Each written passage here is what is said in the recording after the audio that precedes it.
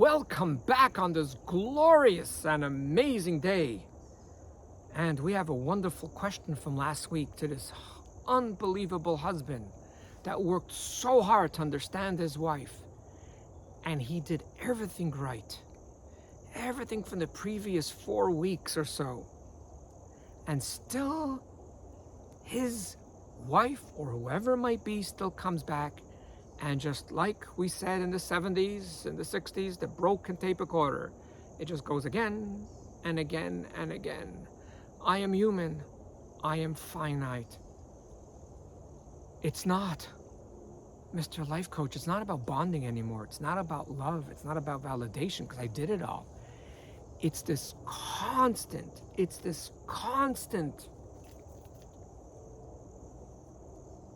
repeating itself. So as I'm recording, I first had one answer. Now I have two answers.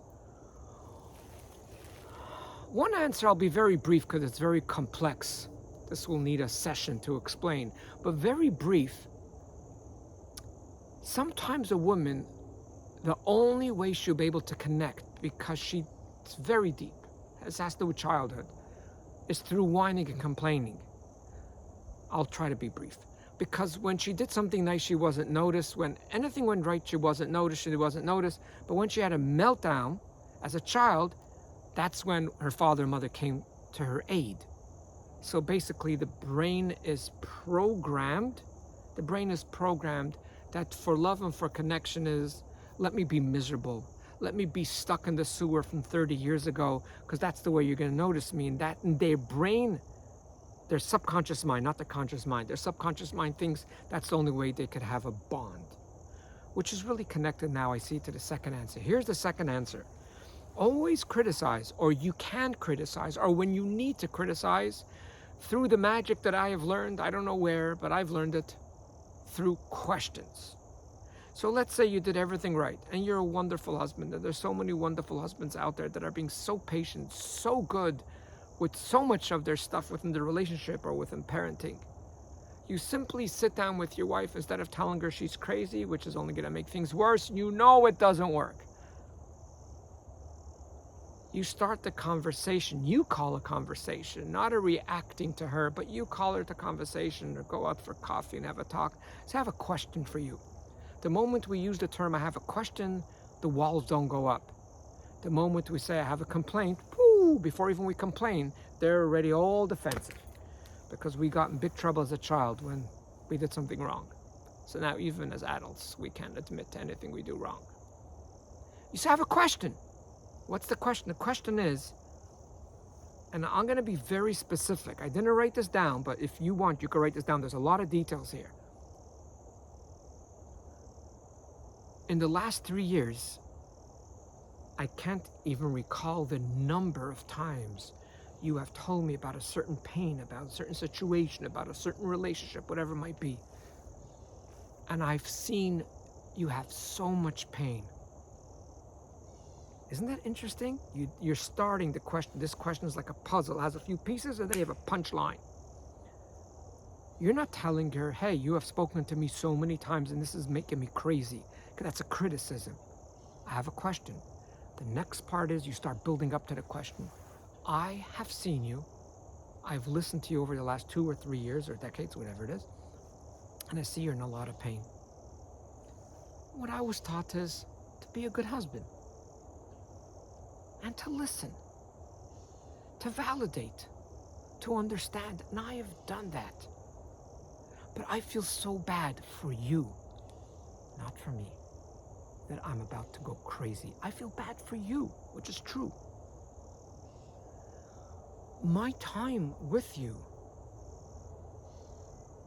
my time listening to you, my efforts validating you, from my perspective, you still have it.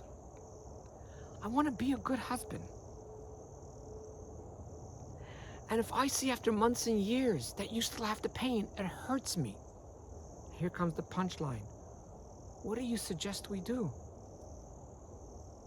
Now there's a 50% chance or more they're going to say, I don't know. It doesn't matter. You got them thinking. The answer might come in a month or two. You got them thinking.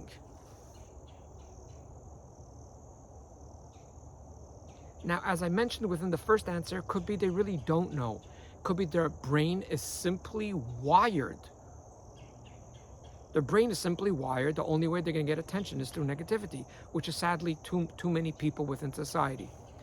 So why am I giving this advice if their brain was wired that way? Because what I want to do is I want to get them thinking. They're going to walk away. They won't tell you this. They go, this guy's a nice guy. He's right. He listened to me for 3 years, for 4 years, for 1 year, for 20 years, doesn't matter. He's being so patient. He's right. I still am in pain. At least they know there's an issue. Because the moment you tell a human being, by the way, you were telling me about these problems for 3 years, you still have them, I don't even know why you're telling me them again, then comes resentment. That was a criticism, so there's a wall. There's resentment. Now they get to hate you. Now in their mind, you're a mean guy. In their mind, you don't understand me. In their mind, the only thing you want is intimacy, but you don't care about my problems, even though you have a good complaint. When you package it in a question, it's powerful.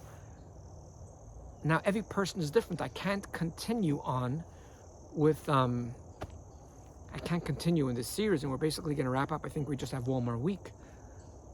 That's when I come into the picture, and everyone has their specific story, and I guide people. So, for example, a husband comes to me, they tell me their specific situation, and I sort of get to know their wives, and I say, try this out. Let me get her response, and based on her response, we know how to deal with it. Or I could talk directly after a few weeks to their wife. It's not about a woman that's being unreasonable. It's not a woman that's being crazy. I'll say it the way I feel it. It's a wife and a woman that's in pain. Please join me next week. I think I'll have one more video, and I'm going to give you a very simple example or 2 examples how we go about this in day-to-day life, which happens so often. Until then, thanks for remembering that you are way greater than you think you are. And thanks for subscribing, and thanks for liking. And if you think a friend will appreciate any of this content, thanks for sharing. I'm thanking you for all the good that you do and will do, even though I do not know about it, but you know about it. Thank you.